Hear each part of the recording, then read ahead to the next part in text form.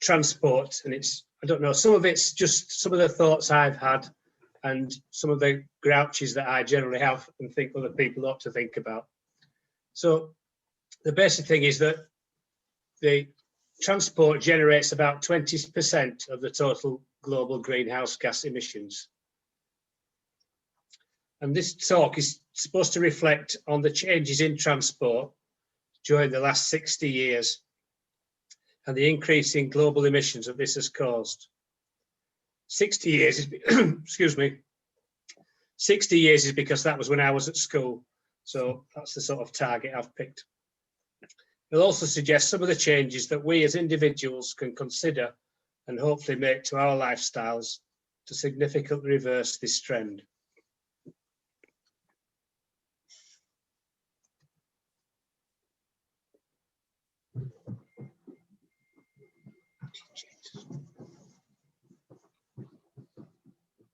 Is that painted? No.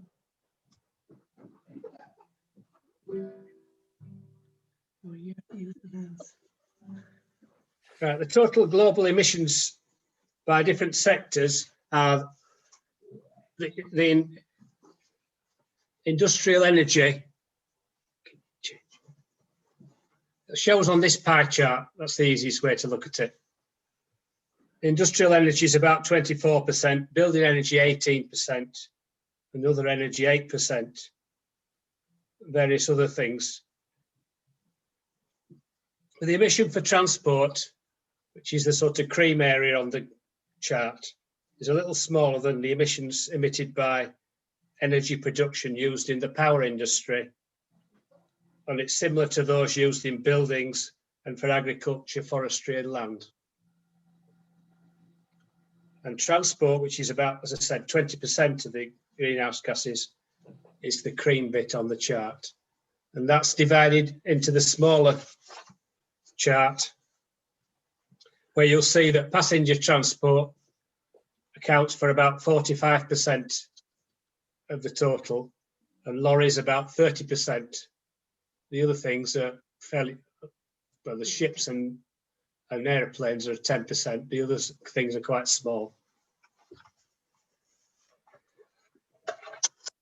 So these emissions are not only due to the fuel emissions created from the running of the vehicles, but also from the manufacture, maintenance and scrapping of the vehicles.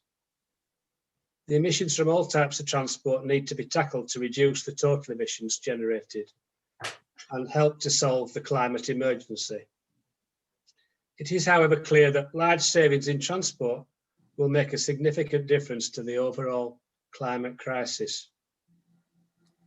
There's much government rhetoric at the moment about everybody using electric cars and that will solve the personal transport problem. But I think there's much more needs to be done, including changing our normal way of life to significantly reduce the emissions due to the travelling personally and transport in general. These changes will need to include having less vehicles on the road, everyone travelling less, and researching new technologies to power trucks, planes and ships.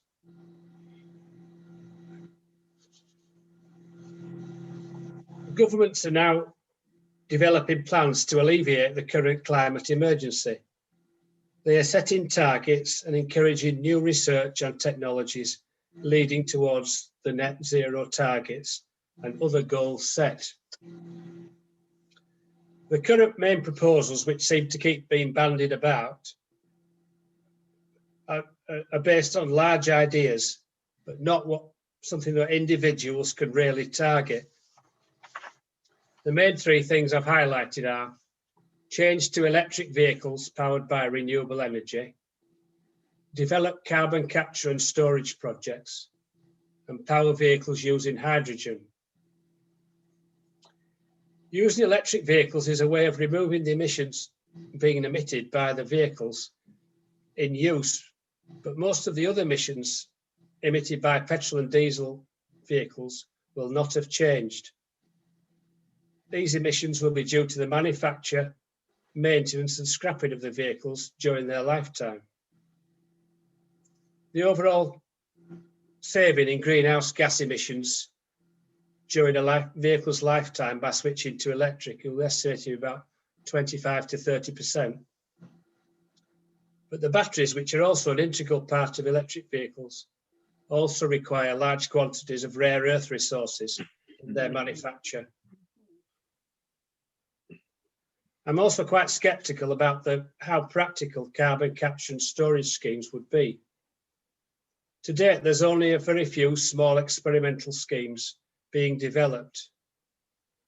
These proposals are strongly lobbied for by fossil fuel companies, as they see carbon capture and storage as a way of using their old oil wells and pipelines. Some of the existing experimental schemes are actually pumping the carbon capture into old oil wells to remove more oil. If the carbon is captured around the country, it will also need to be pumped many miles around to the old oil wells for storage, which will also emit more emissions. The other type of fuel being considered to power vehicles is hydrogen. This might be the best alternative at the present time as a fuel for larger vehicles, including trucks and buses. Hydrogen is, however, a man-made product which uses an enormous amount of electricity to create it. It is therefore a very inefficient product and should only be used for vehicles which cannot be powered directly by electricity. There's also little development at present into providing the infrastructure to supply this fuel. It would probably be better used for lorries and buses, where the fuel would be supplied from central supplies, but not for large storage of pumps for private cars like we do for petrol and diesel at the moment. These proposals are ways of developing systems to reduce the global emissions, but realistically, to achieve the targets required, everyone will need to alter their lifestyle and reduce their use of the world's non-renewable resources, which generate greenhouse gases.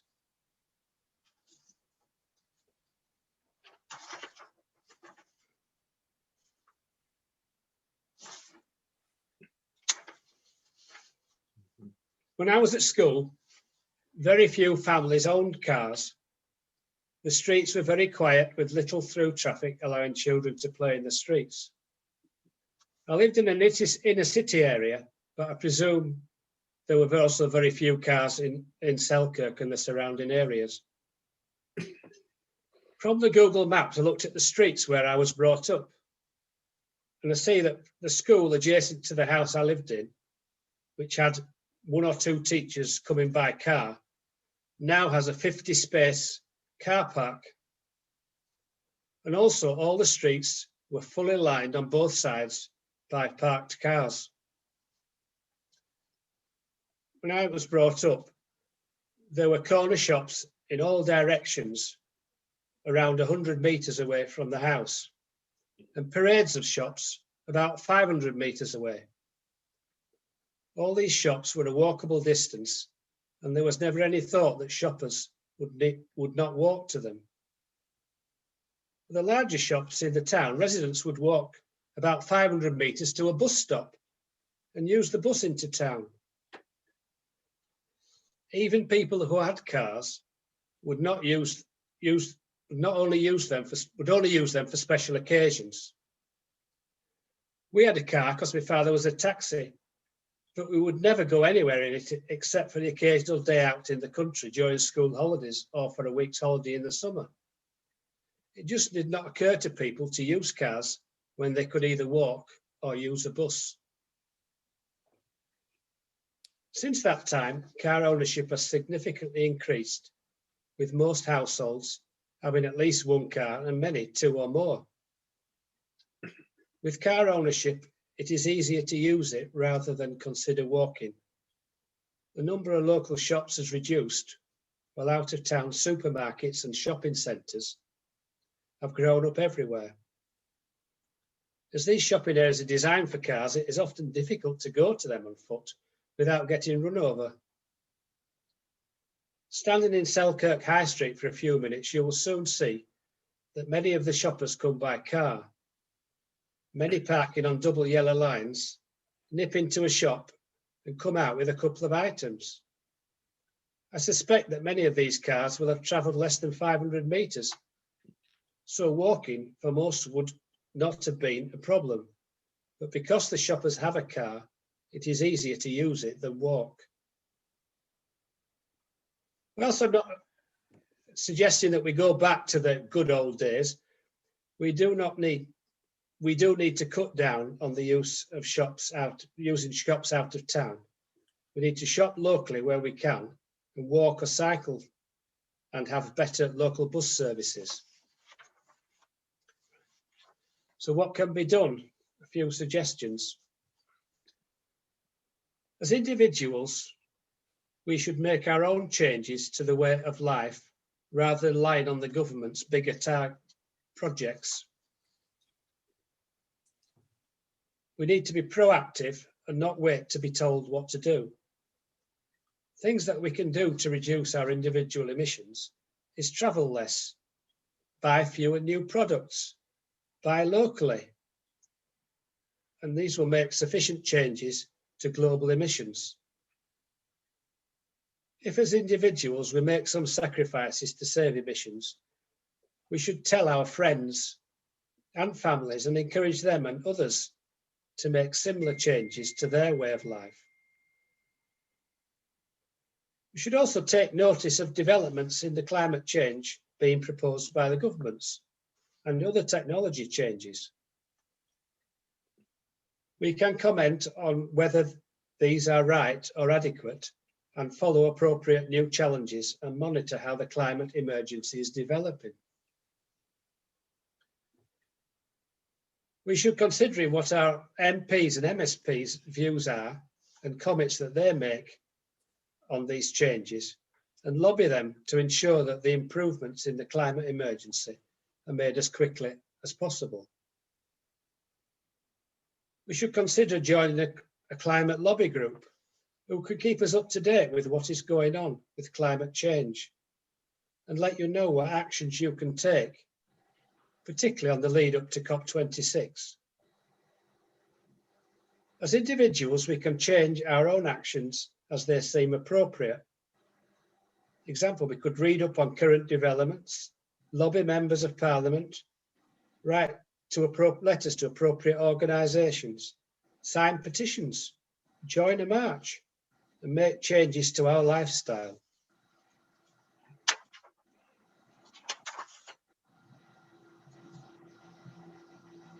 I was going to mention a few sections of which I think we could, if we look at them, we can make better reduction in transport emissions. These are the retail, manufacture, procurement, public transport, and personal transport. So for retail, things to ask ourselves when we shop. Could this be done in local stores to which we could walk or cycle? If suitable local shops are not available for the day supplies, should we be encouraging businesses to open these shops in our high streets? If everybody did more shopping in the high street and not in the supermarkets, these large businesses would need to consider opening in the high street, unless we could encourage a local business to expand into this market first.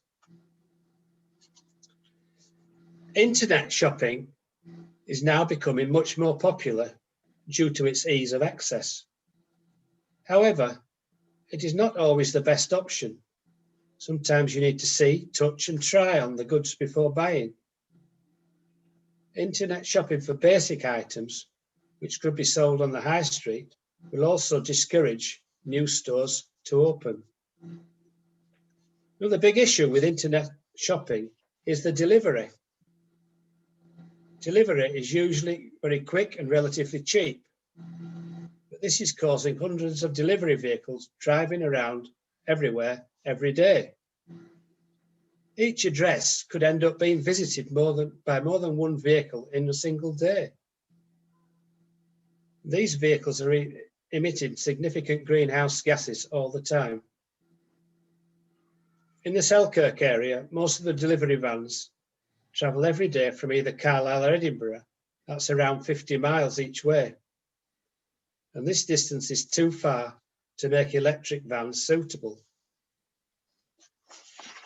Therefore, some sort of intermediate bases would need to be established to allow their use. If a number of delivery companies was reduced, this might be easier. Maybe more appropriate to have one delivery company delivering to each area. Maybe Royal Mail, who actually go to every house every day, could be involved in managing this type of operation. Goods purchased, both food and manufactured goods, are frequently imported and not produced locally. A lot of the manufactured goods in shops are imported from China or other Far East countries. This will therefore require a significant amount of transportation, mostly by containers in ships and then lorry distribution around the country. A large amount of food products are also imported from around the world. This is carried out in large volumes by containers in ships, or more perishable goods by air. Bringing food to the shops out of season is also not very sustainable.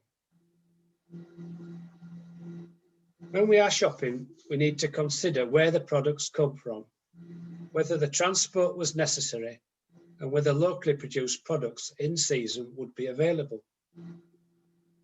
Manufacturing and transporting great volumes of goods around the globe is not a sustainable way of buying things if we want to reduce our carbon footprint.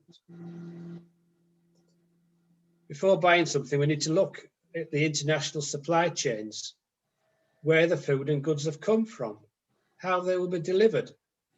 This should be all part of your decision making. The manufacturing. As referred to above, only a small proportion of the goods we buy are manufactured in the UK.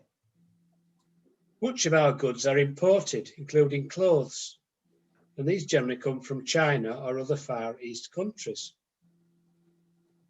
This is generally because the manufacture can be done more cheaply than in the UK. A delivery charge will be added in the costs of these goods, but as they are mainly shipped in large quantities by container, the cost per item is exceedingly small. However, the suppliers and purchasers of these goods do not consider any environmental impact that the transport used to import raw materials and ship and deliver goods to the customers has an effect on the global emissions. If, as customers, we consider the environmental impact on the goods we purchase, we may choose to buy them locally, buy locally produced goods, or press for them to be manufactured in the UK. Food is more available locally if we stick to mainly fresh products, which is in season. Local food means less miles and therefore fewer greenhouse gas emissions. It also reduces the amount of packaging required. The overseas manufactured goods are delivered by ships or air. Each of these produces about 10% each of the global greenhouse gas emissions. It will be more difficult to significantly reduce the emissions from aeroplanes and ships in the short term, and therefore cutting down their distances and the number of trips will help to cut the overall emissions while further research is carried out. Britain is considering joining the Comprehensive Progressive Agreement for Trans-Pacific Partnership. You may have heard of the CPTPP. They're going to join this instead of the EU in order to generate more trade between the Pacific and the UK. I ask if this is a good idea as far as the proposed reduction in global emissions is concerned. Because at present, many parts are moved around Europe in large quantities to assemble goods like cars. So if the UK joins the CPTPP, will these goods then be moved between Europe and the Pacific and UK rather than just Europe? This sounds definitely a backward step in reducing global emissions due to transport. Procurement. Many large organisations in the UK, example the NHS, governments, councils and large retailers, have procurement departments. These departments negotiate contracts to enable the organisation to purchase equipment and services in bulk to achieve what is seen as good value. These contracts are usually based on the lowest cost rather than the sustainability of the service. Due to the exceptionally large contracts, there is usually no company locally large enough to tender for the service. The companies who win these contracts are usually exceptionally large service companies who do not actually have staff to carry out the work. They appoint some staff around the country to do the work as and when required. These people then form groups as necessary to carry out the individual contract requirements. Sometimes, if it's an emergency call out, they may not be able to have someone local to carry this out, so send the nearest available person. These people are travelling hundreds of miles up and down the country every day to do small jobs. For example, an electrician may be sent from Manchester to change a light bulb in Hoyk. So would it be better to give these tenders to local individuals or companies in order to cut down the amount of travelling that is required?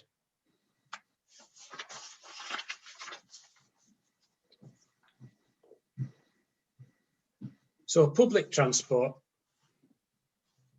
if we're not going to use our personal cars as much, we need a particularly good and adaptable public transport system. We can cover door-to-door journeys or from out of town that will need to more small local minibuses, similar to the TV at wheels. These could operate as a dialer bus or run around out of town villages regularly, taking customers to interchanges or shops. These minibuses could be electrically powered and would need a very flexible timetable. The longer distance buses need to have timetables that tie in with the minibuses, etc., and the fares competitive to encourage their use. Possibly free transport to everyone to ensure greater use.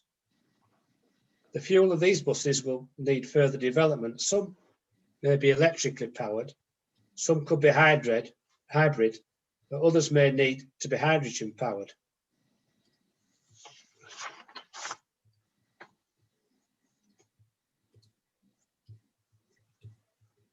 Trains have the lowest emissions of any form of transport as they carry the most people for the smallest energy use. So additional lines can be built to encourage more use of the trains. All rail lines will need to be electrified to remove the use of diesel trains and reduce the overall level of emissions. Timetable and ticketing needs to be integrated both with local and intercity trains and with local buses. Aeroplanes, which do produce a significant amount of emissions per journey, but it's the only way to get to faraway places. So maybe we should think twice before travelling to these places, or limit aeroplane use to, say, 1 flight per year. The cost of flights also needs to be more realistic to encourage this. I also suggest that are internal flights in the UK really necessary? A good fast rail service will be almost as quick and save significantly on the emissions produced. Ships carry large amount of cargo across the globe. They have an exceptionally large capacity, but also use large amounts of diesel fuel. There's also a growing number of exceptionally large cruise liners, also using large amounts of diesel fuel. Shorter crossings between islands are better made by ship than by aeroplane. And the smaller ferries and ships could use more efficient fuels. but this needs further development. So further research is required to develop alternative types of fuels.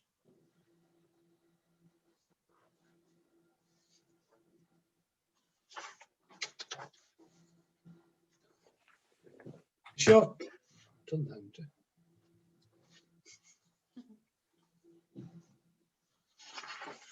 Lost. Sorry. That's right.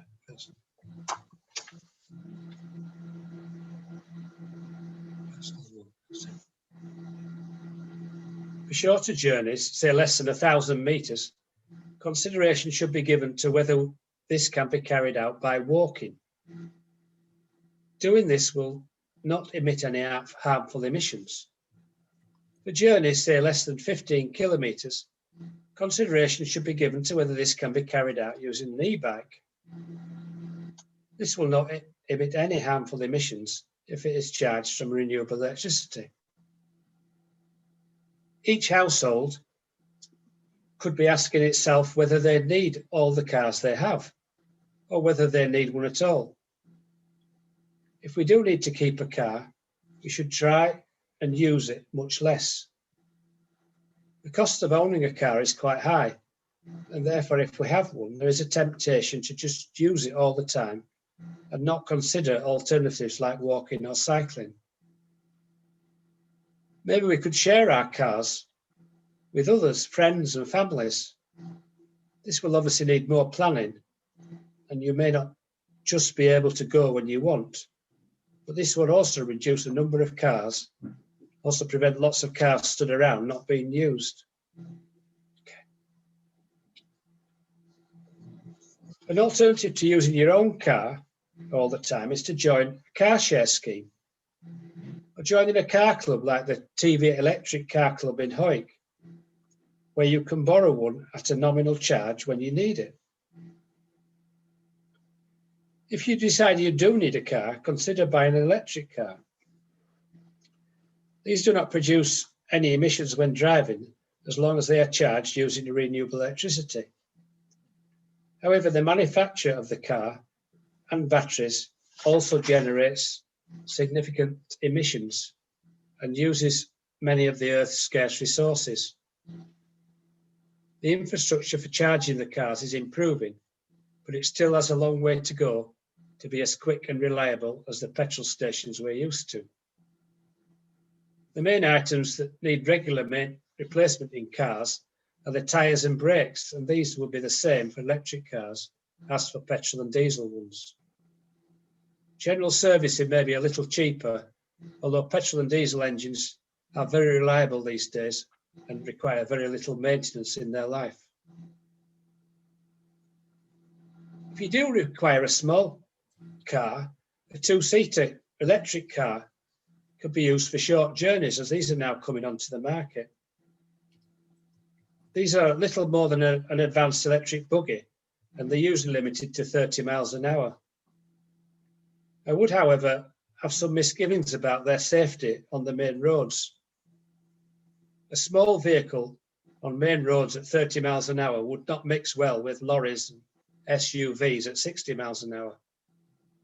Maybe we would need a network of wider cycle lanes which they could use for these vehicles to become a regular thing on our roads. So in summary, I'd like to suggest a few things that maybe we could all look at and perhaps do personally to reduce the total emissions used by transport. So the first thing is we could use our vehicles, particularly cars, less. We could shop local, buying locally produced and manufactured goods. When buying goods, we need to consider the wider impact of the product and the emissions that may have been generated from both their manufacture and delivery. We also need to reduce the amount of long distance travel we make, and perhaps think twice before booking a flying holiday. Thank you.